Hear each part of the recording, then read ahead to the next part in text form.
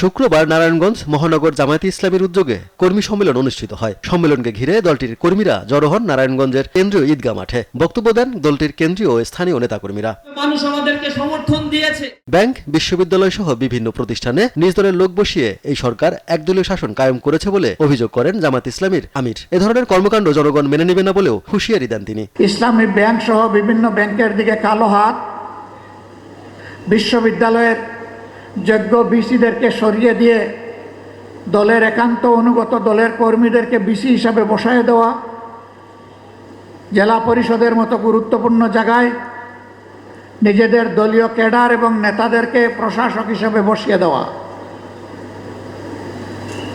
এইভাবে একটা দলীয় শাসন, একদলীয় শাসন বাংলাদেশে কায়েম করার চেষ্টা করা হচ্ছে।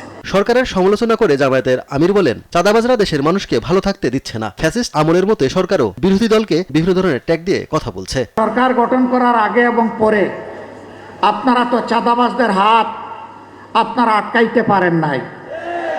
একটা চাঁদাবাজকেও আপনারা শাস্তির আওতায় আনেন নাই।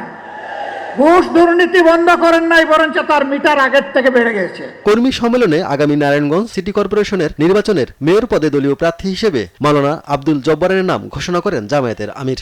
মাওলানা আব্দুল জব্বারকে। সুব্রত গাইন, নিউজ ডেস্ক, দেশ টিভি।